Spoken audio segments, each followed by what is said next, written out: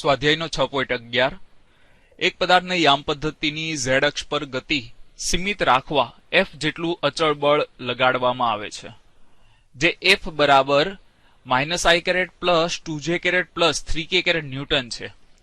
અહીં i caret, j caret અને k caret અનુક્રમે તંત્રના x, y અને z અક્ષ પરના એકમ સદિશો છે. આ પદાર્થને z અક્ષ પર 4 મીટર અંતર સુધી ગતિ કરાવવા માટે આ બળ વડે કેટલું કાર્ય થયું હશે? વિદ્યાર્થી મિત્રો, અહીંયા આપણને જે બળ આપેલું છે તે f સદિશ બરાબર -i કેરેટ એટલે કે તેનો એક ઘટક -1 થશે, પ્લસ 2j કેરેટ એટલે કે એક ઘટક શું થશે +2 અને એક ઘટક શું થશે 3k કેરેટ આપેલો છે એટલે કે +3 થશે. આટલા ન્યૂટન આપણને શું આપેલું છે? બળ આપેલું છે. હવે આપણને શું કીધું છે? પદાર્થને z અક્ષ પર, કઈ અક્ષ ઉપર? તો z અક્ષ પર 4 મીટર અંતર સુધી ગતિ કરાવવામાં આવે છે. અહીં પદાર્થને z અક્ષ પર 4 મીટર સુધી ગતિ કરાવવામાં આવે છે.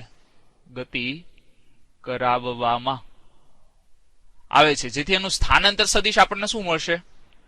આપણે લખી શકીએ સ્થાનાંતર સદિશ d બરાબર શું આપણને મળશે? તો જોઈ શકીએ કઈ દિશામાં જઈએ? z અક્ષની દિશામાં. અને કેટલા મીટર? તો 4 મીટર અંતર સુધી.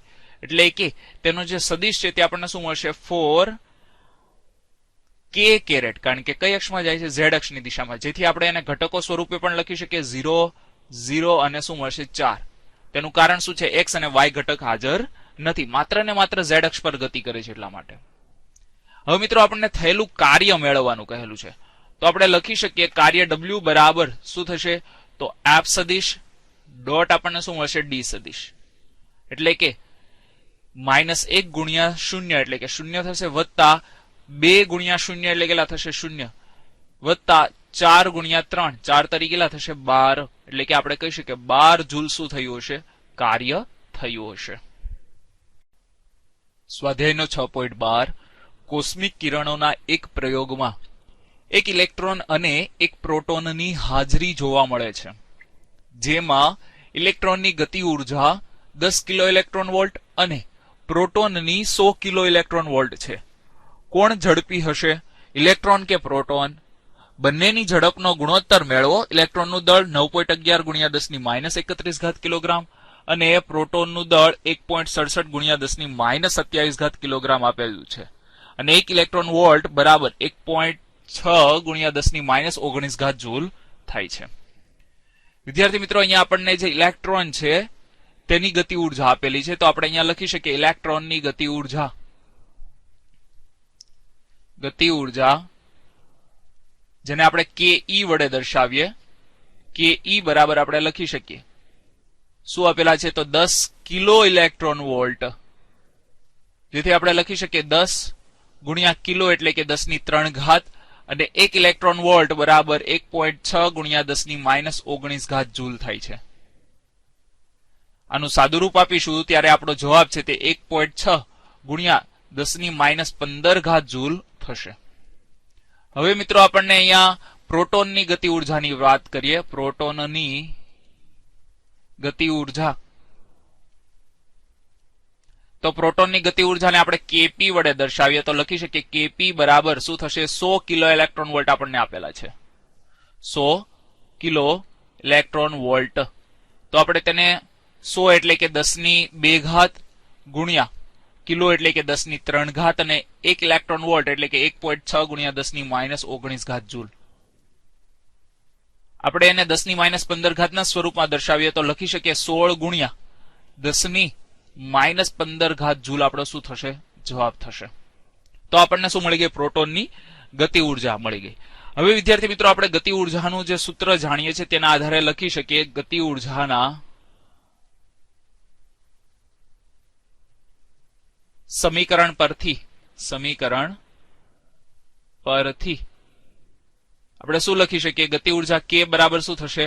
1/2 mv². તો આપણે લખી શકીએ v બરાબર શું થશે? v² બરાબર 2k/m, તેનું વર્ગમૂળ કરીએ એટલે કે આપણને v મળી જશે 2k/m. તો આને આપણે વર્ગમૂળની અંદર લખી દઈએ. હવે આ સમીકરણ પરથી આને આપણે સમીકરણ નંબર 1 કહી દઈએ. ઇલેક્ટ્રોન માટે લખી શકીએ. ઇલેક્ટ્રોન માટે તો તેની જે ઝડપ મળશે તેને આપણે વીઈ વડે દર્શાવ. વીઈ બરાબર શું લખી શકીએ? 2 into kinetic energy of electron upon શું આવશે? m, એટલે કે માસ ઓફ ઇલેક્ટ્રોન, એટલે કે ઇલેક્ટ્રોનનું દળ. મિત્રો કિંમત મૂકીએ 2 ઇન્ટુ કેઈ. કેઈ આપણે મેળવીએ કેટલા છે? તો 1.6 ગુણ્યા 10⁻15 જૂલ ભાગ્યા માસ ઓફ ઇલેક્ટ્રોન. ઇલેક્ટ્રોનનું દળ આપણને અહીં આપેલું છે 9.11 ગુણ્યા 10⁻31 અને તેનું આવશે વર્ગમૂળ. મિત્રો આનો આપણે સાદુરૂપ આપીશું ત્યારે ઇલેક્ટ્રોનની જે ઝડપ છે તે આપણને મળે છે 0.5926 ગુણ્યા 10⁸ મીટર પ્રતિ સેકન્ડ. તો આપણે આને લખી શકીએ 5.93 ગુણ્યા 10⁷ મીટર પ્રતિ સેકન્ડ. આપણો શું થશે? જવાબ થશે. આપણે ઇલેક્ટ્રોન માટે મેળવ્યું. હવે આ જ રીતે લખી શકીએ પ્રોટોન માટે. પ્રોટોન માટે તો આપણે પ્રોટોન માટે શું લખી શકીએ? વીપી બરાબર 2 ઇન્ટુ કાઇનેટિક એનર્જી એટલે કે ગતિ ઉર્જા કોની? તો પ્રોટોનની ભાગ્યા પ્રોટોનનું દળ, માસ ઓફ પ્રોટોન. કિંમત મૂકી દઈએ તો આપણને વીપી મળી જશે. વીપી બરાબર લખી શકીએ 2 ઇન્ટુ કાઇનેટિક એનર્જી એટલે કે ગતિ ઉર્જા કોની? તો પ્રોટોનની કેટલી મળેલી છે? 16 ગુણ્યા 10⁻15 જૂલ ભાગ્યા માસ ઓફ પ્રોટોન એટલે કે પ્રોટોનનું દળ આપણને આપેલું છે 1.67 ગુણ્યા 10⁻27 કિલોગ્રામ. આને આપણે વર્ગમૂળ કરી દઈએ. હવે મિત્રો આનું જયારે સાદુરૂપ આપીશું ત્યારે પ્રોટોન છે તેની આપણને જે ઝડપ છે તે કેટલી મળે છે? 4.38 ગુણ્યા 10⁻6 મીટર પ્રતિ સેકન્ડ. હવે અહીંયા જોઈ શકીએ છીએ ઇલેક્ટ્રોનની ઝડપ કેવી છે? વધારે છે. કોના કરતા? પ્રોટોનની ઝડપ કરતા. તો આપણને કોની ઝડપ વધારે હશે તે પણ કહેલું છે. તો આપણે અહીંયા લખી શકીએ ઇલેક્ટ્રોનની ઝડપ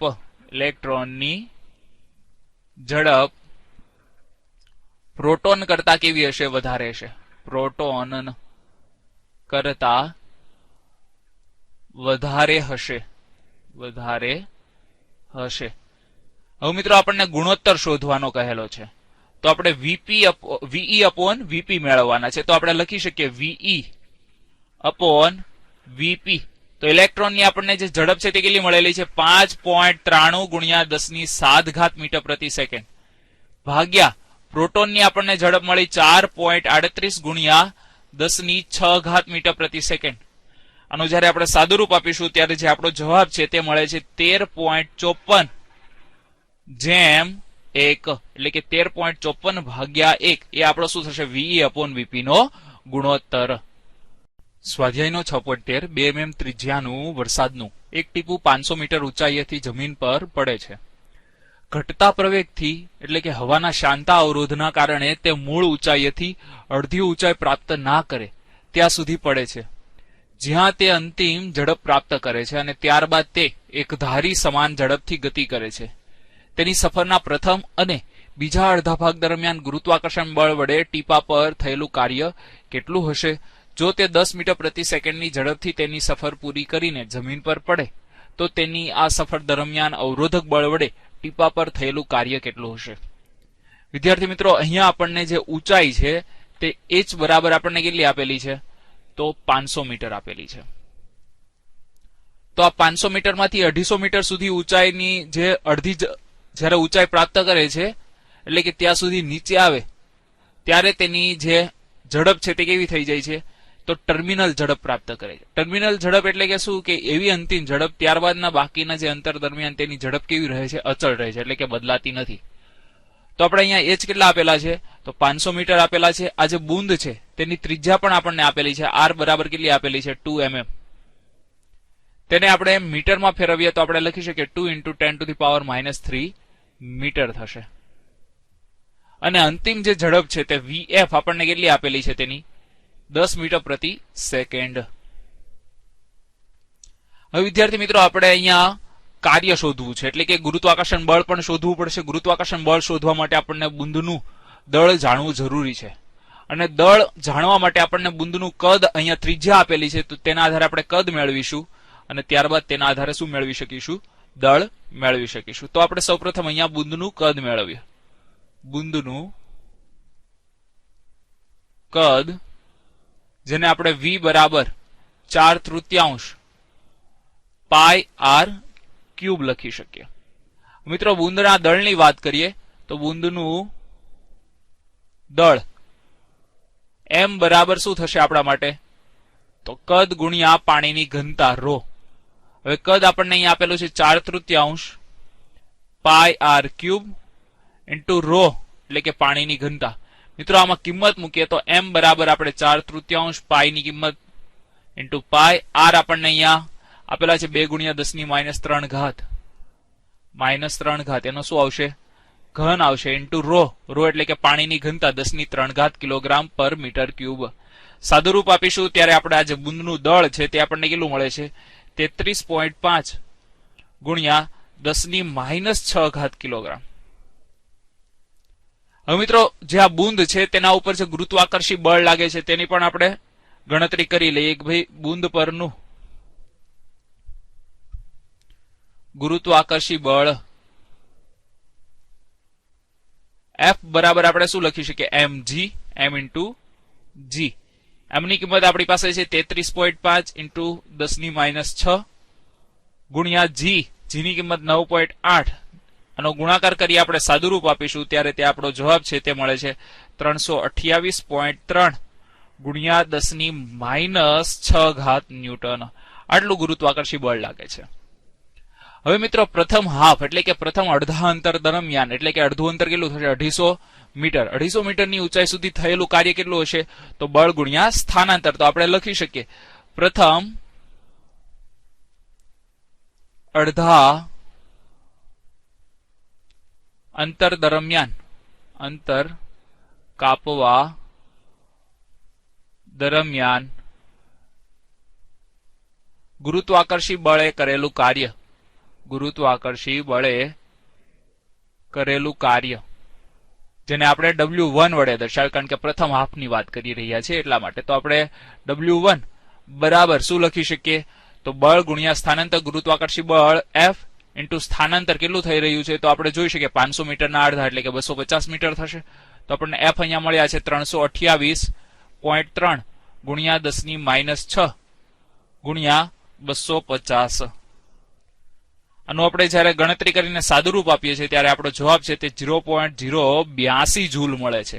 એટલે કે પ્રથમ અડધા અંતર કાપવા દરમિયાન ગુરુત્વ બળે કરેલું કાર્ય મળી ગયું. મિત્રો, બાકીનું અડધું અંતર છે તો તે દરમિયાન પણ ગુરુત્વાકર્ષી બળ તો એટલું જ લાગવાનું છે. એટલે કે બીજા અડધા અંતરમાં પણ, બીજા અડધા અંતર કાપવા દરમિયાન ગુરુત્વાકર્ષી બળ આટલું જ કાર્ય કરશે. એટલે આપણે લખી શકીએ દરમિયાન ગુરુત્વાકર્ષી બળે કરેલું કાર્ય શું લખી શકીએ? W2. તો આપણે લખી શકીએ W2 બરાબર આપણા માટે શું થશે? 0.082 જૂલ. તો આપણને ગુરુત્વાકર્ષી બળે કરેલું કાર્ય મળી ગયું. હવે વિદ્યાર્થી મિત્રો, આપણને શું કહેલું છે કે તે જમીન પર પડે છે તે દરમિયાન અવરોધક બળ વડે ટીપા પર કેટલું કાર્ય થયું હશે? તો આપણે શું કરીએ? સૌપ્રથમ બુંદની જે h ઊંચાઈએ કુલ ઉર્જા ગણતરી કરી લઈએ. તો આપણે લખી શકીએ બુંદની h બરાબર 500 મીટર ઊંચાઈએ કુલ ઉર્જા, જેને આપણે યાંત્રિક ઉર્જા પણ કહીએ છીએ. તો કુલ ઉર્જા E, જેને આપણે E ઇનિશિયલ કહીએ, જે આપણને કેટલી મળશે? તો mgh એટલે કે સ્થિતિ ઉર્જા પ્લસ ગતિ ઉર્જાનો સરવાળો. હવે ગતિ ઉર્જા કેવી થશે? આપણા માટે શૂન્ય થશે, કારણ કે પ્રારંભિક અવસ્થામાં બુંદ તો કેવું હશે? સ્થિર હશે. તો આપણને EI એટલે કે પ્રારંભિક ઉર્જા EI બરાબર આપણે શું લખી શકીએ? m આપણી પાસે અહીંયા છે કેટલા છે? 33.5 ગુણ્યા 10⁻6 ઘાત ઇન્ટુ g ની કિંમત 9.8 અને h આપણને આપેલા છે 500 મીટર. કિંમત મૂકીએ અને સાદુરૂપ આપીએ ત્યારે આપણો જવાબ છે તે 0.164 જૂલ મળે છે. કેટલું? 0.164 જૂલ. મિત્રો, અંતિમ આપણે યાંત્રિક ઉર્જાની વાત કરીએ સપાટી પર કુલ ઉર્જા અથવા તો યાંત્રિક ઉર્જા પણ આપણે કહી શકીએ. તો કુલ ઉર્જા કેટલી થશે? તો આને આપણે EF કહીએ. EF બરાબર શું થશે? ગતિ ઉર્જા પ્લસ સ્થિતિ ઉર્જા. ગતિ ઉર્જા પ્લસ સ્થિતિ ઉર્જા. હવે ગતિ ઉર્જા કેટલી થશે? 1/2 m vf સ્ક્વેર પ્લસ સ્થિતિ ઉર્જા શૂન્ય થશે, કારણ કે h કેવા થશે? સપાટી ઉપર શૂન્ય થશે એટલા માટે. તો 1/2 m ની કિંમત આપણને મળી છે 33.5 ગુણ્યા 10⁻6 કિલોગ્રામ, અને vf અંતિમ ઝડપ આપણને આપેલી છે. કેટલી આપેલી છે? 10, એટલે કે 10 નો વર્ગ થશે. 10 મીટર પ્રતિ સેકન્ડ અંતિમ ઝડપ આપેલી છે.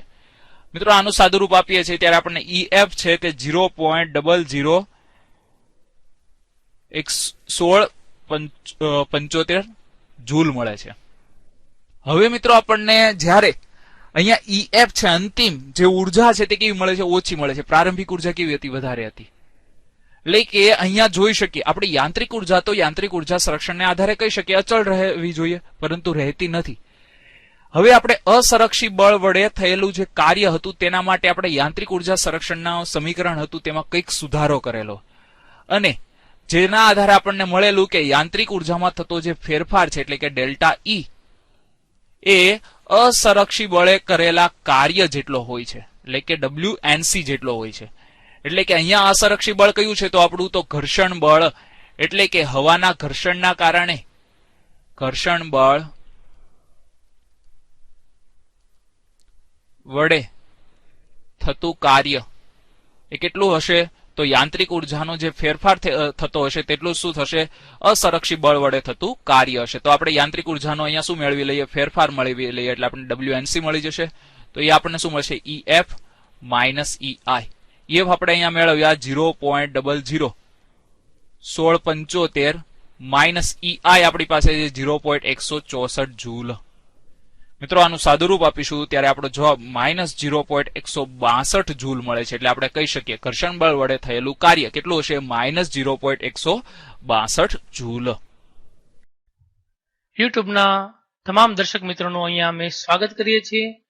તમને જણાવતા આનંદ થાય છે કે હવે ઓપ્શન ડિજિટલ એજ્યુકેશન ટ્યુટોરિયલ્સ એ આપણા માટે એક એપ લઈને આવી રહ્યું છે, જેમાં એક છે option learning app 11 science Gujarati medium, અને એ જ પ્રમાણે બીજી એપ્લિકેશન છે મિત્રો 12 સાયન્સની.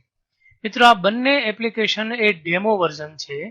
તેની અંદર મુખ્ય જે 4 વિષય છે કેમિસ્ટ્રી, ફિઝિક્સ, મેથ્સ અને બાયોલોજી, તેના એક પ્રકરણ સંપૂર્ણપણે આપવામાં આવેલા છે.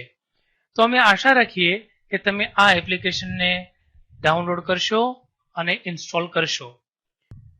જો તમે ચારેય વિષયના બધા જ પ્રકરણ, એના બધા જ વિડીયો લેક્ચર્સ જોવા માંગતા હો તો તમારે અમારી એપ્લિકેશનનું જે પેઇડ વર્ઝન છે એ પરચેઝ કરવું પડશે.